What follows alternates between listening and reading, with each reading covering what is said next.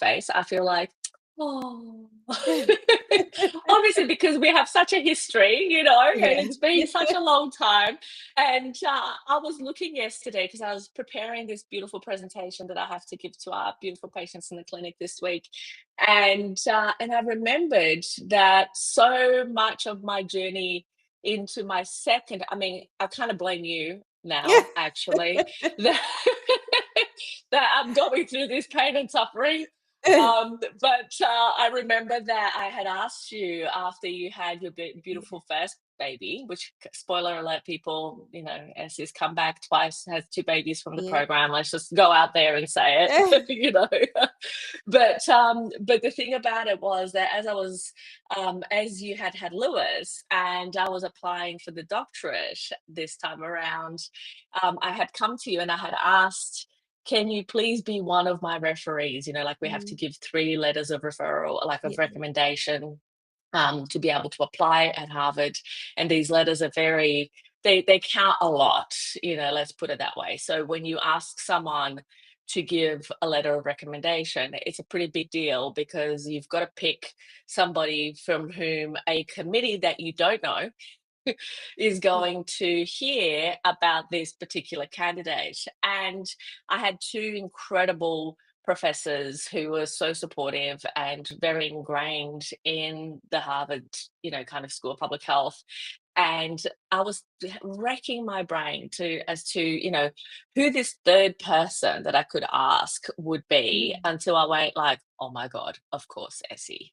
And not only had you had a beautiful story, obviously your background in teaching hospitals as a doctor yeah. in the UK, in the NHS, was like, okay, that's a very good person to give me a recommend. And your letter, oh gosh, like Yeah. I was like, oh, the tears. Because, like, I mean, let's go briefly to Lewis' story. I think Yeah. that, just to do a recap, we've done a creation story with Yeah. Lewis before, so we'll kind of link it around this at the end when this is done. But um, tell us a little bit about the highlights of Lewis's creation story before we Mm. transition to what happened after that. Um, well, before I joined the program, we'd basically been told that the chances of us having our own genetically own children were basically zero. So no point trying to continue with IVF. With natural IVF, go to donor egg and possibly even double donor, so donor sperm as well. Because at that time Ross had barely any sperm. Like some samples, there were zero live sperm.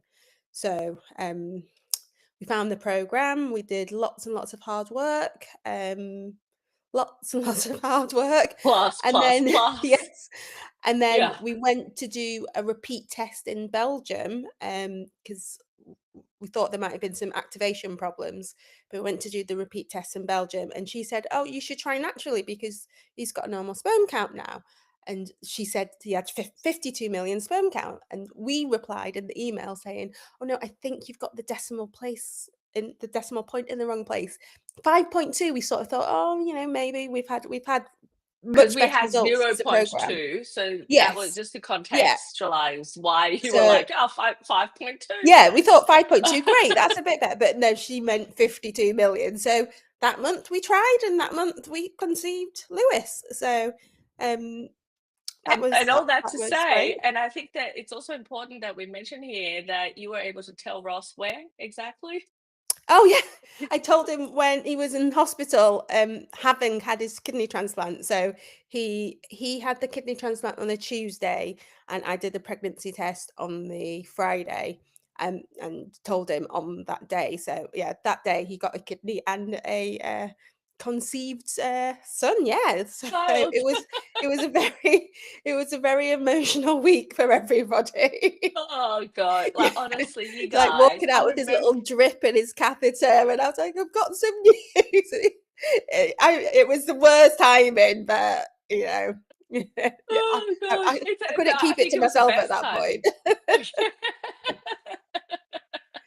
I think it's Yeah, the best kind of timing. I mean, if you think about it, it's pretty incredible that, you I mean, your story, and I just to punctuate some of these pieces because I think it's just so much information that Yeah. we've just gone through. I mean, Ross basically had two failed ICSI cycles Yeah. before coming to us with Yeah. Lewis, right? So at that point, you were told eggs are no good, Yeah. you Sperm's need no donor good. Yeah. egg.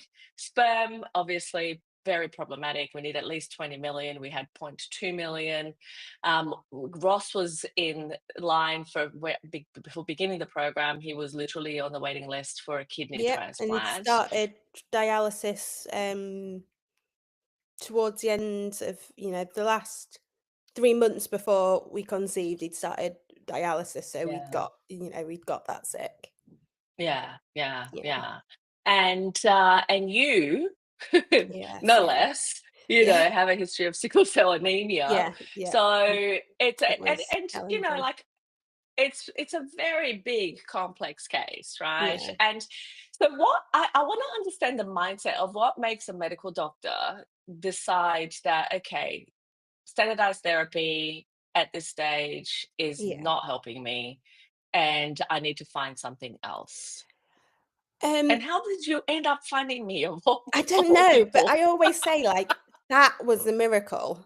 Finding you was a miracle. The science is there, but, there's so many people saying they can help you, they can do this, and yeah, I'm sure some of them are good, but I don't think anybody else could have given us the result that we have got.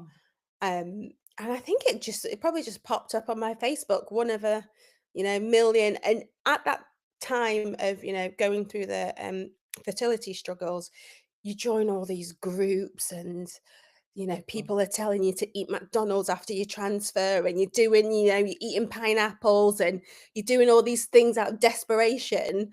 But, there's all this stuff on all these groups and chats, but I somehow managed to find you within all that With noise. how is that possible, man? I just, And, when you say it's a miracle, I kind of yeah, like think, yeah. yeah. And I think the more I looked into it, and then every time, we were just talking about this, every time you told me something or Alison told me something, I'd go away and I'd look at the evidence, and there was always evidence. It might not have been like, big, Well, a large sickle cell numbers. patient with Yeah, renal failure. yes, but there was always, like the homocysteine and the folate and just the detail of investigation you went into. Whereas the NHS, I work for the NHS and I God appreciate bless the the NHS, NHS. and Yes. they are very good for certain things, but they just don't have the money or the resources to go to the level of detail that you do within the program. Yeah. And we needed that level of detail. Like we just weren't gonna, it wasn't gonna work out with the NHS, and we tried and we tried. And anyway, they got to the point where they were like, well, we can't do anything else, so move on to donor. And I just knew that there was more. And I'm the sort of person that I'm quite stubborn. Um, Not as crazy as Gabriella, but when I decide I want to do something, I normally get it done, even if it means suffering for myself. um, Mm, and I just knew that I wouldn't be able to, like, there's nothing wrong with donor, and I was prepared to go down the donor route, but I wanted to know I tried everything before mm. I got there. And, Yeah. Yeah. you were my last chance really of trying everything and being guided through it. Yeah. Um, and yeah, you were the person, and you you and your team have done it twice. So It's an honor. It's an honor. And your mum still yeah. thinks it was a fluke. Yeah, she So, still thinks it was a fluke twice. Yes. bless mums. Yes. But it's funny, right? Because when I look at your case, and I think that one of the really interesting things about it, and this is where people sometimes, I have heard, over the years, people say, "Oh, but you choose the easy cases." I'm Yeah, like, no, well, no, no. I get too bored with easy. Yeah, Why have easy when you can have hard, and then you can go. yeah. And I love, I think that you and I have very similar attitudes, which is a no or something that is an obstacle is just really an invitation, right? Yes. It's like, okay, Yeah. how do we transform this? And so I knew at the time with Lewis, or before Lewis, I should say, that it was very much a very complex case, very difficult case. But I also knew that, and we were very cautious, obviously, because of Yeah, the yeah. state of Ross's health, and obviously Mm. you as well. We didn't want to be having flare ups and, all sorts of challenges that we were having Yeah, to navigate through. yeah, But I also knew that there was room for improvement, right? And yeah, there was places where we could be optimizing things. And of yeah. course, that's where we went, and that's what we did. And Mhm. how long were you actually having to do things in the program before you got Lewis? Um, Let me try and remember. So I think we'd probably been maybe 6 months, 6 to 9 months, probably about 9 months before Yeah, we yeah, got yeah. pregnant. And Yeah. how long were you So it trying wasn't, before? in total it was 2.5 years. So we'd No, but done, before you came to us, so yeah, so before you came to us, you were trying yeah. for almost 2 years, right? Or Yes, yeah. like 18 months or whatever About that 18 was. months, yeah, yeah, and I was Yeah, a little yeah. bit worried. I remembered I was a little bit worried because your thing is, if you've been trying for 2 years, and I was like, "Look, we haven't been trying for 2 years, but really we're not like, nothing's gonna happen," and you were like, "Well, yeah, you are a difficult case, you don't need to meet that criteria because there's so much Yes, work to no, do." not that one. Like, it's funny, what's really funny about that, and it's been really interesting to the nuance of why I decided the arbitrary number of 2 years was Yeah, actually because I had had two patients before, like when I first started naturopathy treatment, it was very much a women's health focus. I used to treat men's health if men came to me, but and this was back in 2001, right? And I was treating people who were preparing to have a pregnancy, the preconception stage, and yeah, there were very few people who were kind of coming at that over 12-month mark. And in fact, to begin with, it was mostly miscarriages and people who were trying for 10 months. And so, and I remember very clearly the anxiety of those people who, were kind of at or close to reaching the 12-month mark of trying to get pregnant, and how desperate they were about, oh my God, if this doesn't work for 1 month, I'm going to go and do IVF. And I'm like, oh my God, no, it doesn't work for 1 month. You've got to actually do this for more than one yeah, month, you know? And so it was this kind of thing of going, okay, at what point, so then what happened was I had this lady who came, and we're still friends and connected on Facebook. It's so lovely when I see her name pop up. She had been trying for 10 years, multiple failed IVF cycles. She literally came to me on a referral of someone, and she literally turned around to me. I was like, "Oh, I don't know that I can help you with this." And she goes, "Look, I'm going to give up. This is my last chance of going through an IVF cycle.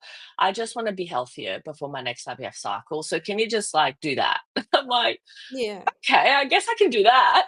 And this was where I then decided, because she was just like so matter of fact. She's like, okay, tell me what to do and I'll do it. I'm like, oh my God, who are you? Bring me more patients like you. So she literally did everything that she was told. She conceived naturally 4 months later. Uh, yeah, she was, I mean, I was more shocked than she was. And then another lady came to me after this lady, and she had been trying for 19 years, and I'm thinking, oh, no way, like I'm having your mum's attitude here. I'm going like, surely this can't be it, right? And so then when this other lady came after 19 years, I'm thinking, look, I don't know that I can help you. However, this is what has happened recently, and we might as well do what we need to do. So long story short, 5 months later, she was pregnant as well. Naturally, both of them have their children, and it's just like amazing. But what happened for me at that point was that I realized that I didn't enjoy talking to the people that were trying for six to yeah, 12 months. They were like driving me crazy. Whereas these two women, they had this long standing, yeah, complex histories, but they were so great to work with because they were just like, tell me what to do and I'll do it. And so I mm, was like, you know what? I don't want to see anybody who hasn't tried for 2 years or more. So yeah, that's how it began. yeah. Because I was just You like, sort of need that I just wanted for drive, me to that, have mental yeah. peace. So that's how it happened. So then, of course, like when you came, and they were like, and they have been, and I've relaxed that criteria slightly in the last few years because what then, of course, experience teaches is what is the nuance? What are the things Yeah, that you don't need to, if you're 40, you don't need to wait 2 years to get to 42 to realize that, hang on, I should have done this when I was 40. It's more about, is there a set of factors that are getting in the way that we need to take into account that are going to make a difference. And your case was full of those factors, right? yeah, And so that was the thing that made it really clear. But it's funny that you mentioned that because like there was a period of time, I think there was a period of time of about 5 years, that I didn't even used to talk to people that yeah, hadn't been trying for 2 years or more because I was just so like, you know what it's like, see, when you're yeah, seeing lots of patients, you kind of go like, okay, there are some that you want them to succeed, you want them to, do well, but you don't particularly want to be the person treating them. yeah. I know exactly what you mean. I like my difficult, complex patients. That's where my job satisfaction comes from. So I completely get Yeah, it. yeah. So you Yeah, kind of go like, okay, let's do the work, yeah, and this is also another really interesting distinction, and I think that for you guys it applies very well, which is like when you recognize, you understand. I mean, you came to me, you already understood that there was a problem that needed to be solved, and it really was a matter of figuring out, okay, is there work here that can be done because we knew that there were complex things that we shouldn't be touching, and there were things that we needed to work on. yeah, So, are there things that we can do here? And then, of course, the conversation that we had, because if you remember, I have three very important criteria. Is there work to be done? Is there work we can do? Have we done it before? The conversation that we had was basically, look, you have a complex case. There is work to be done. We've never done this specifically before. mhm, I mean, now I can certainly say if somebody comes in, and it's funny because since, having had people either having had a kidney transplant or having kidney problems, before Ross, I was as I said to you, I'm very brave. Like I will work to the line of what needs yeah, to happen to really, help someone be as healthy as possible. Some people would have probably refused to treat because it's yeah, like, well, I don't know. And, but it also is one of those things that you gain understanding and confidence from the practice itself, which I think yeah, is, yeah. it's a really interesting thing. But anyway, we digress. You see, you and I, we could just like we could Yeah. just talk to the cows come home, you know. Mhm. But anyway, so Lewis then was Yeah, conceived naturally after conceived all naturally the things that after hadn't worked. yeah. Tell me more. So he was conceived naturally. Because of my sickle cell, I then had, well, they didn't know. I had a lot of protein during the end of my pregnancy, and that stayed quite high for a while. So they said, you can't try and conceive. I wanted to have quite close pregnancies. I'm so glad that it didn't work out that way.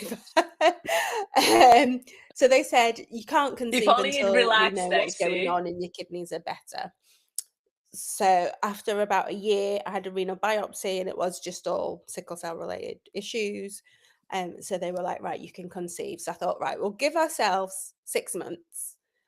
And if we've not got anywhere, then we'll get, the basic testing done again So and then so see how long since, so basically you had Lewis. How old was he when you decided that you wanted to start trying again? a year. It A was year. 12 months. Okay. Yeah, yeah. Okay. So yeah, about 18 months, we weren't getting anywhere. So we got basic testing done, and all the parameters were okay. Like I still had, follicles, and my AMH was okay still, and his sperm was okay. And we are like, right, well, we know it's worked before, so let's just rejoin the program. And I thought naively it's going to be so easy. Like we know what to do. Blah de blah de blah. I thought, oh, we'll be pregnant in 3 months. It'll be fine. But it was hard. It was harder than the first time Yeah. because we had a child, you know, Yes. like entering the terrible twos and the tantrums and the sleepless nights. Everything was just more difficult because we were looking after a child. So it wasn't easy. All the home stuff and the like body products and the makeup that was already in place, but day to day, just like and I and I think again that's just part of my personality. When I join the program, I am all in. I'm doing the book clubs, the group meetings. I'm doing everything. If You there are is something to there. be done, and it's not like at 2 a.m. in the morning, then I am there. So I wanted to, still be fully in it.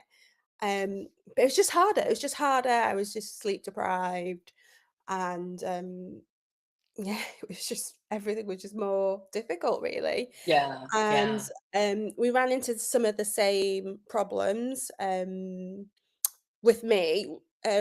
Ross is, Ross does what he's So told sperm actually generally. maintained quite well, didn't it? I mean, Yeah, obviously, from the yeah, first time, and just as a kind of like snapshot, very first semen analysis yeah, where we got the point 0.2 at the beginning of treatment yeah, before Lewis, 52 million after. And, when you came back for Grace, it was 40 point something million. yeah, So it held pretty well. I mean, we did a minimum of 20 million. So he was well yeah. above. So So that was very good. he went back on some of the same supplements and some different ones because he Yeah. had that room to play with because his renal function was better post-transplant. So he was able to work a little bit more, but then I sort of became more of the challenger one because uh, we weren't able to up my supplements, and I got really frustrated actually because I was like, "Well, I'm here. I want to take give it to me and I'll take it. Tell me what to do and I'll do it." They were And like, we were both like, no. "No," basically. Yes. Like, So no. it just took a little bit longer, a little bit more frustrating. Um, because I was more tired, I think, and more stressed.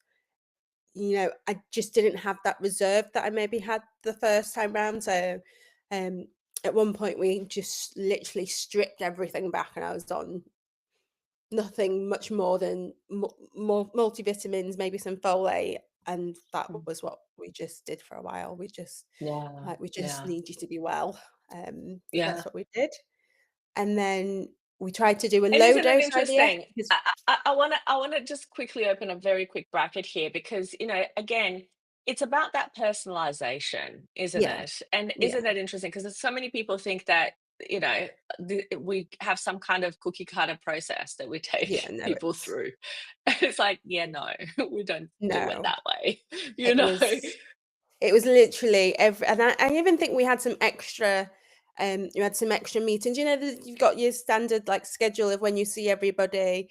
We had some extra nutrition support because really I think that's what we focused on because I couldn't take a lot of supplements. So we had like I had loads of support basically, extra Yeah. meetings with people, and I'm also quite religious as well, and I was paired with the emotional support person was paired with me, and it was fantastic. She was able to just like guide me through in faith whenever I felt stuck. She'd go back to like verses and Bible, and if you need to ask for a sign, literally just ask for a sign. And every time we got stuck, I got the support. It just worked. It just really like it's hand holding, but not like spoon feeding. You Right. still have to go through the process and you still have to do the work, You have to but do the you are thing. supported through it. Um, yeah, And it was it's just interesting. It's lovely that you say that because that's exactly how, when I designed this program, which obviously is in constant all the time, we're making yeah, improvements here, there, and everywhere, and streamlining things and doing things. But what's for me the driving tenet always is how do we alleviate suffering first of yeah, all, right? Because yes, the science is the science there, the doing the thing is the easy part, really. I think, and sometimes I talk to Alison, and we say, gosh, if people would just do the thing, yeah, like honestly, just do the thing, it will work. You don't have to believe in it for it to work. Just do the thing, yeah, because people like and it's like, no, no, no, yeah, come back here, just do the thing. you know but at the same time, we know that for them to do the thing, usually what is most important is exactly what you're talking about, because we often struggle with consistency, not because we don't know what to do, but Yeah. because we don't believe that it's the right approach or the right path, Mhm. or this is what it is that needs to be done. And honestly, even in my own life, I look sometimes at what I'm doing or what I have done, and I go, why did you feel the need to go around in circles for so Yeah, long yeah, when you knew yeah, what to do and you just had yeah, to do it? yeah. But yeah, but that's life. We learn in those We do. processes, right? Yeah. There's lots of that, and, also it's really difficult because, like, I didn't know whether, like, the label of, well, is it secondary fertility? Because I have been infertile, but then I had a natural conception, and now I And then I can't had get pregnant infertility again. again. So it's like it's that little, and then all the sort of chat that people, unnecessary chat that people give you. You don't ask for it, but they're like, "Oh, well, you should be grateful you've got one already. If you just relax, it will happen." Just all this stuff, and you just like, "Leave me alone. I didn't ask for you to give me that advice or talk to me about it." But it just helps, just connecting with other people in the program, basically, that understand, that know what you're going through, and when I, talk to my friends, we'd go out for meals and like, "Oh, I can't have that. It's got dairy, gluten, and sugar in." And they're like, "Oh, so fun." And it's like, You're so good. yeah, but people in the program obviously understand, and you can talk to them, and there's that sort of community really to help pull you pull you through it. And Yeah. um it's a good sense of community, because like I said, I've been in the crazy fertility chat rooms where all sorts of terrible advice is given, and Oh, if you yeah. if you question it if you question it, then you were seen as like some sort of outcast. It's just like, please don't go to McDonald's after your transfer. It's really, really not good.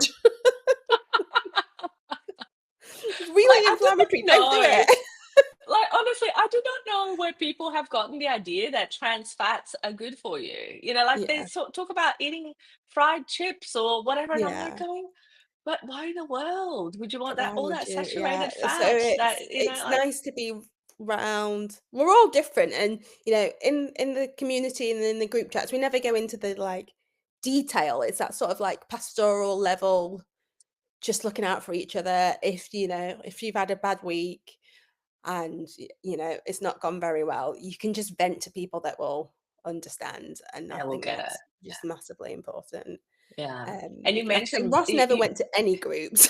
He's complete opposite of me. He's like very Ross insular. is yeah. Ross is the best man. Like, it's so funny because what is the funniest thing to me is that, Ross is always, as you say, along for the ride, right? Yeah, He's there, he'll show up, he'll say hi, he'll do the yeah, yeah, thing, but it's like you drive the thing because yeah. because Ross is chill. Like He Ross is is chill. just He does like say if he'd Ross. have been with anybody else, he probably wouldn't have children, because he'd have accepted, "Oh, well, it can't be done," and he'd just have been like, "Okay." Okay. Okay. And this is like, that Yeah, is not okay. yeah. We are making this happen. Like, these children must come now. They No, must but come, they must come, and you I've know, always this is said, the like, thing. again, I don't want to sound woohoo, but I have known they were there before I have met my husband. Before I didn't even ever think I'd have a husband, but I knew I'd have at least 2 children, and I've That's known fascinating. from the earliest time that they would exist. It's Um, incredible. It's so incredible. I Now, was I still, it's still kind of, it's funny to me because obviously now, after so many years of doing this work, um, I, we have lots of scientists, doctors, who join the program as patients. And it's always really interesting for me as to how is it, because it's such a different paradigm, yeah, right? Like standardized therapy, and and obviously even through healthcare systems, you mentioned before the NHS, and how they are stretched for funding, and how yeah, but it's actually not. This is the problem here isn't even about the NHS, mm, although the NHS has its challenges. The thing about it is actually that infertility in general is seen as a kind of like, "Ah, I don't think we need to worry about that." Yeah. Reason being that most people conceive without trying, right? As we know, Yeah. in the general population, 93.6% will, within 12 months, they will have a baby. That's it. Yeah. So then it leaves a very small percentage of the population of people who actually want to have a baby, for whom it hasn't been straightforward to try and figure out, okay, well, what is the path from here? And of course, in the NHS, you have, to meet certain very strict guidelines, and you may have a couple of IVF cycles that are thrown your way. If not, there is the opportunity of going private and doing cycles. Obviously, feasibility of financial, kind Yeah. of constraint permitting.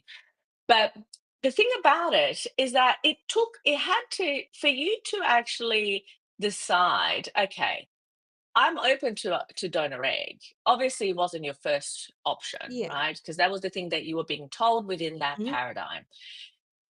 What is it that actually made you decide that, okay, well, that might be the case, but Yeah. surely there has to be more? Like, like I don't know what went on in your mind It's to difficult. think It's like that. it's hard to explain because oh, yeah, that was the issue. Because I am such a high risk pregnancy and both my pregnancies were had the challenges, I was always like, well, if we're gonna go to donor, then we should just go to surrogacy. So it's either I do it all and I have that experience, or I just let somebody else completely do it all. And Mm, donor, it was difficult trying to find a donor. Like we did start looking, trying to find a donor that would mean our children were, as closely matched mixed race as possible. yes, Quite ironic, yes. they've come out very white, actually, They both really have, white. really. Like, I'm like, are you sure they're really your children? Like, really? Are you sure It's about funny. I that? went on holiday a couple of weeks ago to Turkey, and I got asked several times if Grace was mine. He was like, "Is she yours?" I was like, "Yeah, yeah." After Yeah, all the yeah. struggles we've been to, that's I that's know, right? that's what It's like, happens. I demand this Yeah. child look like me. Um, but yeah, I think that was it for me because I am quite a, pragmatic slash practical person. I was like, well, if we're gonna go donut, then I'm not really too fussed about actually carrying a baby. And then it was just all really difficult to find, finding a donor was difficult, and then we'd have to try and find a surrogate, that was really difficult. I just felt that I had to try, and then I had to know that I'd done everything possible, and if it wasn't possible, then we'd go through that route, which is actually also really difficult. Oh, that was another really big point in our journey. We went to do adoption because, again, if we weren't going to have our own naturally conceived children, our own genetically conceived children, I wasn't that bothered about being pregnant. Let's go and adopt. And then we went to the adoption meeting and they said no because Ross is waiting for a transplant. So that was a I really low remember that was that. a I really, remember really that. low point. We had that conversation, and I Yeah, remember you telling me, and you were really upset about it. It's like we yeah, were even rejected for adoption. And yeah. I'm like, oh, I So it's see. like, and the thing is, his post-op recovery, he was in hospital for 5 days. It went so smoothly. In hindsight, I'm very grateful that we got, rejected and we weren't allowed to start the adoption process. But all of these things was like, well, adoption's a no. Donor's actually quite difficult. Surrogacy would be difficult and really expensive. Mm. Um, so like, well, if we want to have the child, actually the easiest in commas and possibly the cheapest again in commas is to just do it Yes. yourself. Yeah. So Yeah. But it that, is. It's true. that's that's where we got to. Every other option was So it was a just process of difficult. elimination. It was Yes. just like this, you know what? We will leave that as a last resort because it's hard and expensive, Yeah. and we want to Yeah. try and avoid it if we can. Yeah. And yeah, I think Interesting. that's just where we got to. So if we had been accepted for adoption, we'd have just adopted a child and possibly done two in one. And Yeah. you know, Yeah. but it And didn't would have work pulled out that more of way. your hair out. Yes. at one time. Yeah. Um, so it was, yeah, it was just it's sort of like it was we were funneled into the decision of, Yes, you okay, know, understood, going for understood. where we are. But I And have then, of course always been into I've always been into the, conceptualized whole view. Like my mum had breast cancer when mm, she was in her 50s, and I went into the papers, and I looked at all chemotherapy does a lot of cardiac damage, and there was quite a lot of evidence about how coenzyme Q10 um, provides cardiac protection. So I showed her all the evidence. So in fact, she had coenzyme Q10 for many, many years, probably about a decade. And, I don't know if that's why she didn't have any cardiac problems, but she's survived her chemotherapy. She's, 20 years out now, and she's wow, not got any amazing. cardiac. But I've always been that I must be able to do more myself Yeah, than yeah, just a doctor yeah. saying, we'll do this, we'll do that, you take that. The onus is always on On the patient. yourself to Mm, be healthy. I say this, and I need to listen to what I'm saying here. Be healthy, get your sleep, do your exercise, eat well. Eat well is where I go wrong. But there's always more you can do to improve your situation, and I've always felt that with medicine yeah. and patients, and yeah, Yeah, I love that. I love that about you because obviously, it's wonderful that you have that sense for yourself because that does translate to your patients' yeah, lives as well. And they're very lucky to have had you go through the experiences that you have gone through because it does force you to look at, okay, let me question some things here, yeah, about how things are done, what else is possible, how else, and that translates into a different experience for your patients as well. So they're lucky to have had you go through the life experiences that you have gone through. But going back to Grace, because oh my God, I just love you. Like, we've always said that we could just like sit and chat forever. yeah, yeah. Um, book club, by the way, Saturday is happening. I And the book you've read, my brother has actually read it, and he says it's really good. So, it is very yeah, good. You need to get that book and good. listen to it. So we've picked that book because it's funny actually. I had a different book in mind entirely. We go back to our tenets in the program, the four agreements, Yeah, getting to yes with yourself, getting to yes. And we did the four agreements first as a comeback, and then of course getting to yes was going to be the next one, and then getting to yes with yourself. But then it just popped into my mind that the Atlas of the Heart is a very good one yeah, because what that book does is it helps you to, you see, it's about what's really interesting about this and why we even have a book club in the fertility breakthrough program, right?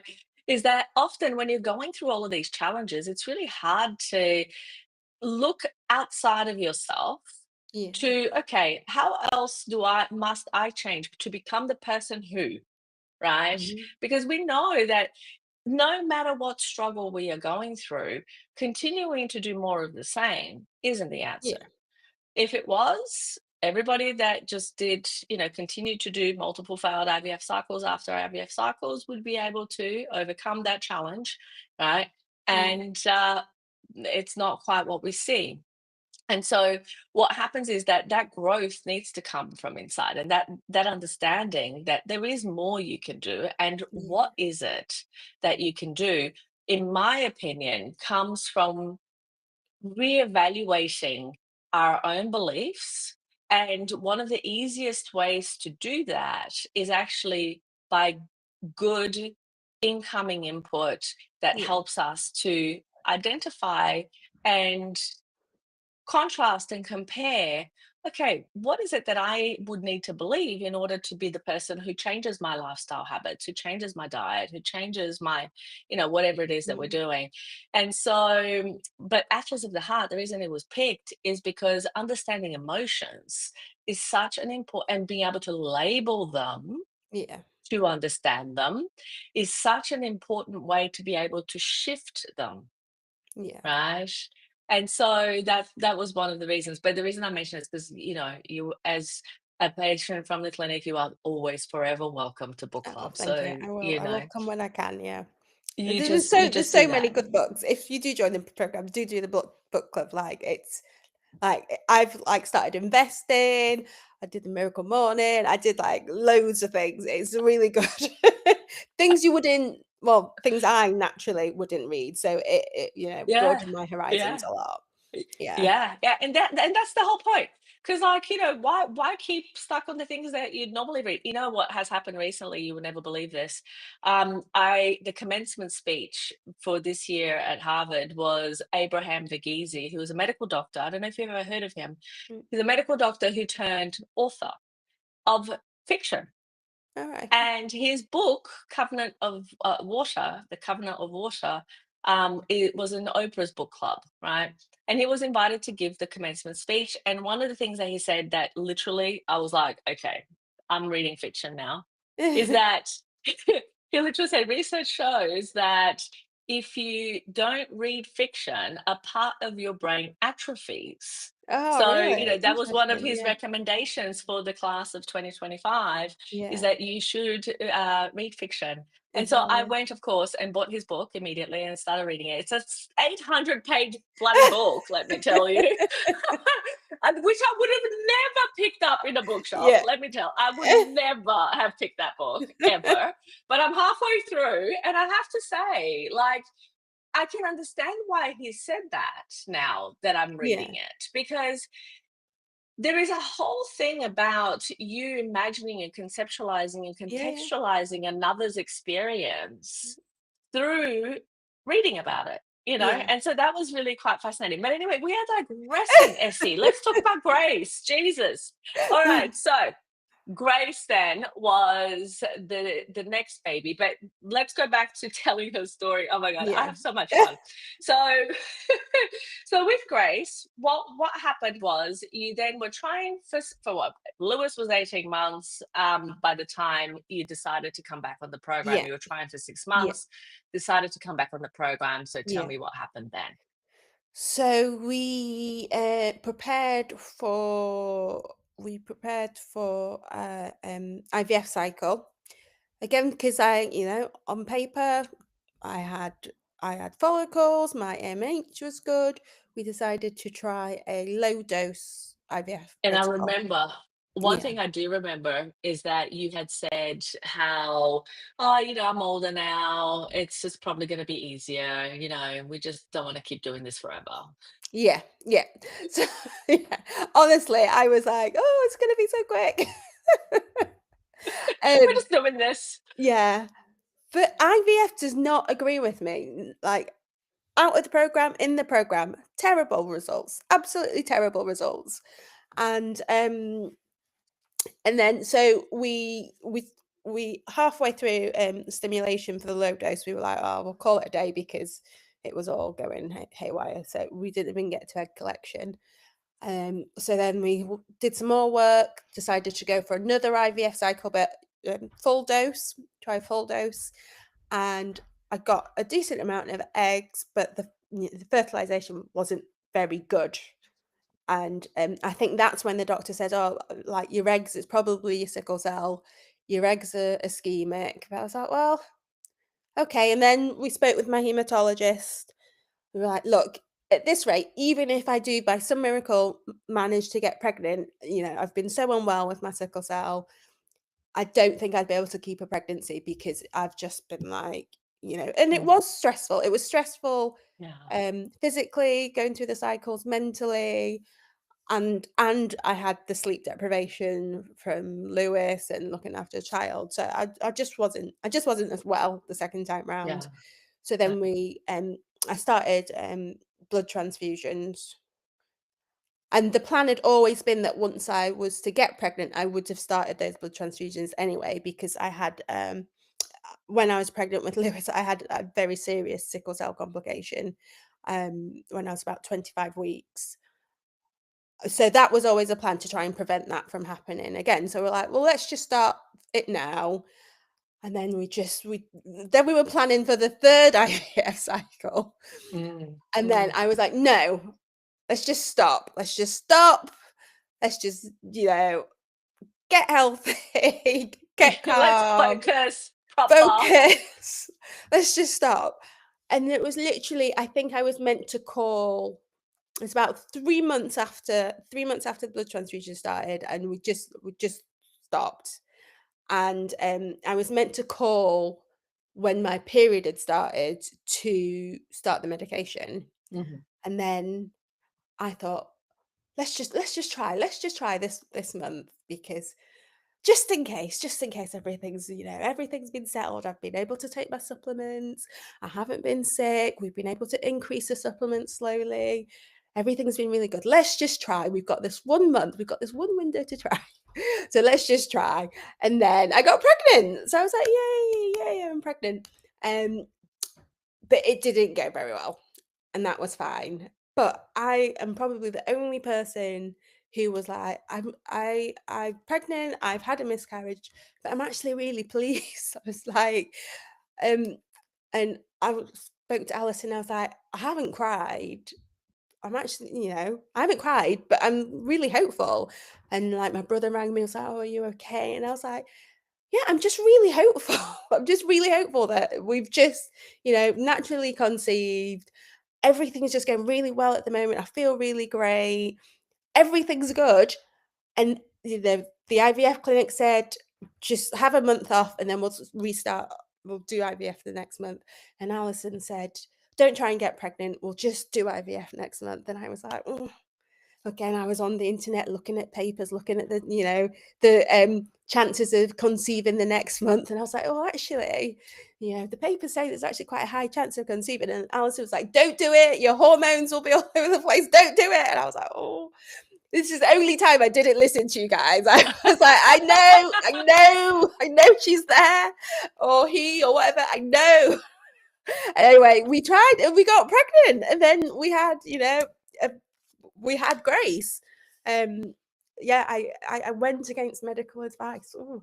The doctor went against medical advice. Look at that. Yes. But I just felt it was the time, and again, that's probably like the spiritual part of me, but all in God's timing. It felt right. I felt healthy. We had the support from everybody. Literally everybody was like willing it, into existence. And yeah, so we got we got pregnant again the following month. And um you know, on paper I had this really complicated pregnancy, but actually I just had all the normal things, like, the joint laxity and everything. Other than that, I had a really good pregnancy. Um, so it went really well, and you get seen up to 12 weeks, up to your 12-week scan. And I've always been worried both times. I was like, "Oh," but I think you can extend it a bit now, can't you? Yeah, yeah. So Yeah. now actually we have a pregnancy and postnatal program. Sorry to Yeah. tell you. We 'Cause it's didn't such a big before. thing to let go Yeah, when you've yeah, literally and had it's somebody hard. that you can check in with, regularly. And, um, somebody doing little tweaks every time you speak to them. And Yeah. it's hard to be like, "All right, it's just us now." This is what do So, we do? yeah, so that And that yeah, is it's a great. But yeah, but everything was it was just the right timing. And I think had we had got pregnant, um quickly, and had essentially 2 under 2 or 2 under 3, that would not have been good for my health. It would not have been good for my marriage. You know, the timing was manageable. Lewis is he was 4 when Grace was born. And he could fetch the nappies, and he was just helpful, and he's so good with her. He's so gentle. He's so gentle with her. She's hitting him around the head, and he just takes it. He honestly never fights back with her. He's just such a gentle big brother. And I think the timing is right. And there was also lots of talk about, if you do have your children close together, being pregnant is such a depletion of your Oh, body. yeah. It's such a depletion of your body, and I don't think, it would have been best for anybody if we'd have had that, if we'd have stuck with that mindset of, "Oh, we must have our children close together."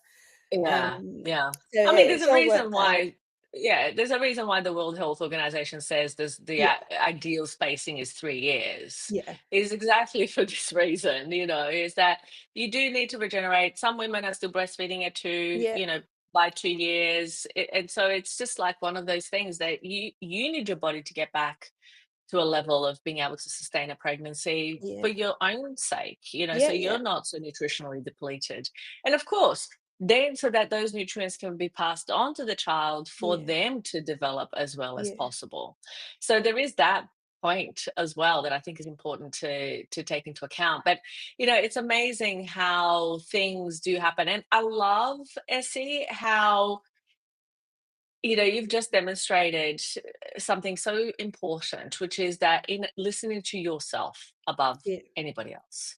It's like, yes, do the work, but listen to yourself, listen to your intuition, listen to what is that part of yourself inside yourself telling you for you, yeah, because that's such an important thing to listen to and act on. When we don't act on our intuition, that is when most of the time things don't go as well yeah, as they could.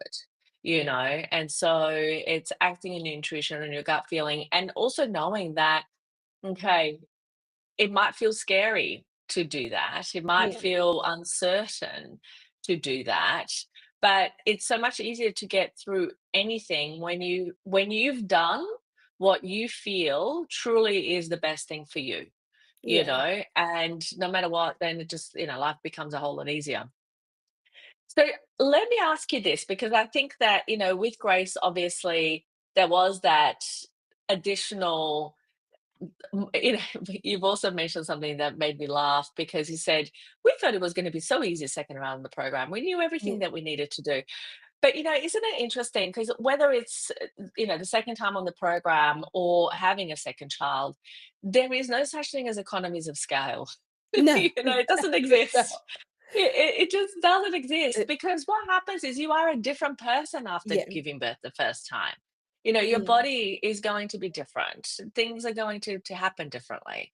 So it's interesting. What was the biggest kind of transition for you in from the first kind of pregnancy to the second, in terms of, like, maybe it was in how you prepared for the first versus the second, or maybe how things went, or but what was the biggest kind of, like, things that you've had to get used to the thought of, or that you've had to transition through in yourself? So the biggest, again, I thought, "Oh, pregnancy, I've done this before." Completely different.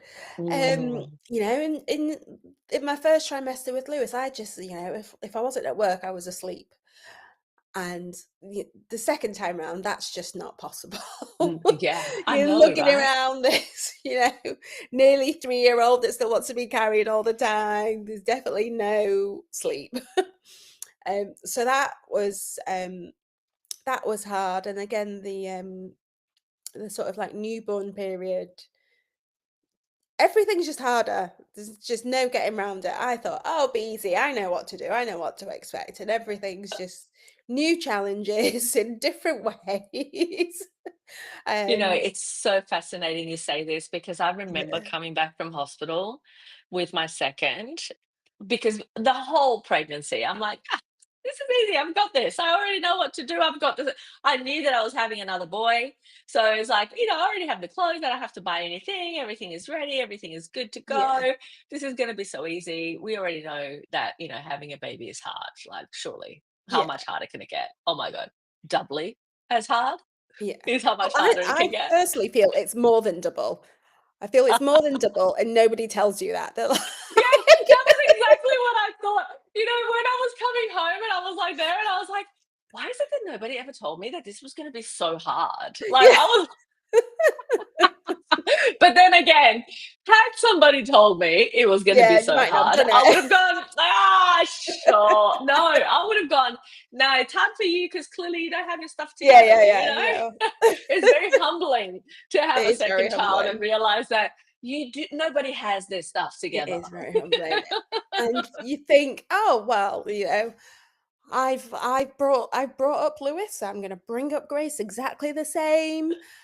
And then what you did for him doesn't work for her at all.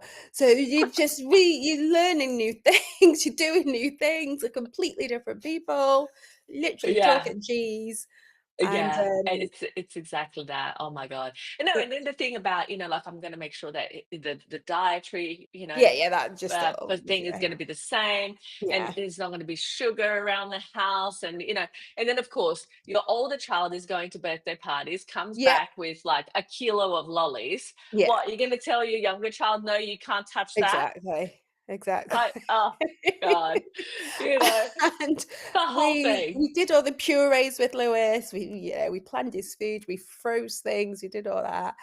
With Grace, bless her, she's just like baby-led weaning by accident because he was just like, "You eat what Like, you can." just eat.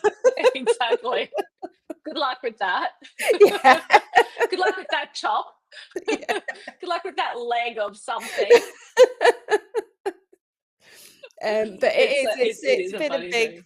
it's been a big blessing and a big learning But curve. Grace, don't worry. I just want to tell you, your mum adores you. I do, She just, I she do. just would absolutely do it all over again. I am sure I I'll would, and ask her in she a is second, honestly, though. she is the yeah, she's so sweet and she's always like she shares so well. She's always like, "Where's Lulu? Lulu?" And she calls him Oh, Lulu and she's always like passing him a biscuit or a drink and setting his things out. Oh, and like when after bath time we're putting a moisturizer on them, she's moisturizing Lewis and she's just so maternal, and I know that's really an odd thing to say about, like, a 18-month-old, but you can tell she's already got that just, like, loving instinct. yeah.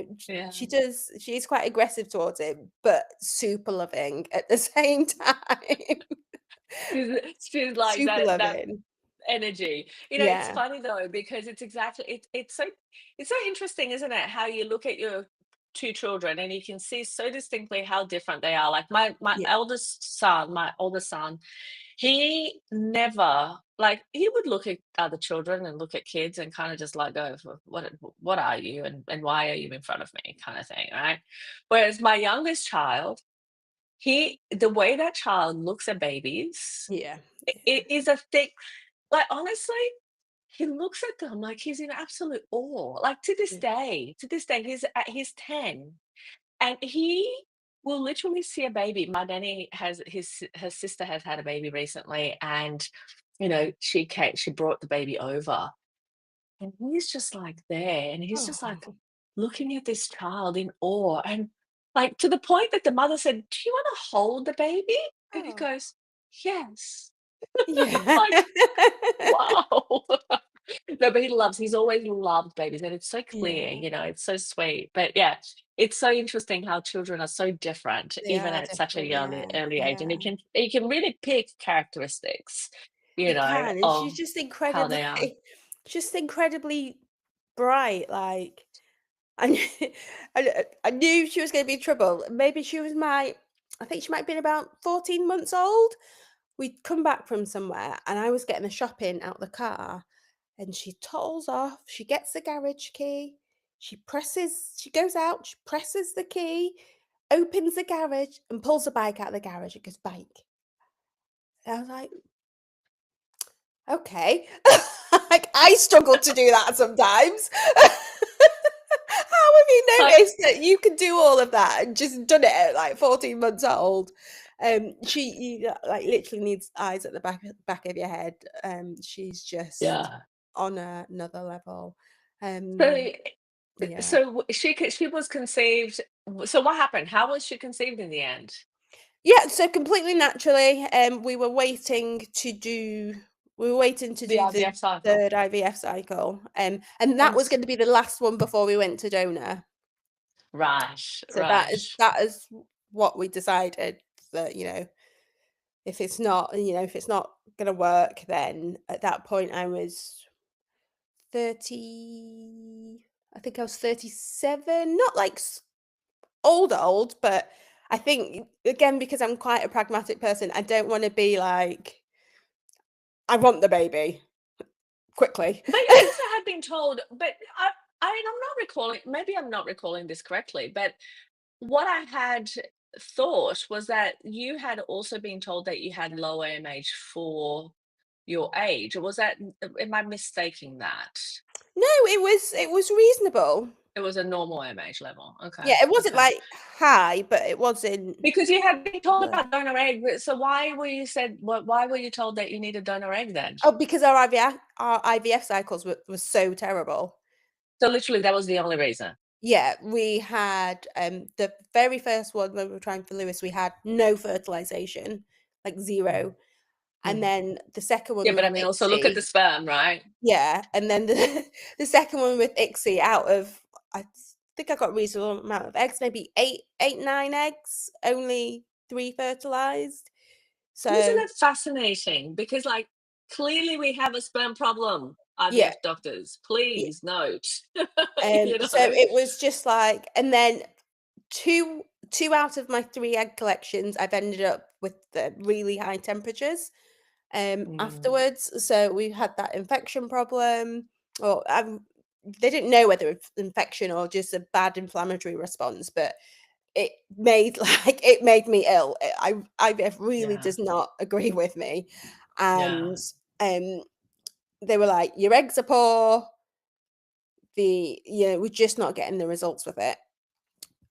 And even after the program, they were still not as good as we did, on paper, Mm, at mm. the point we were trying to conceive with Grace, we weren't, we weren't like super duper, but we weren't bad on paper. Yeah, So they were like, yeah. well, Isn't it there's a interesting deeper though? problem.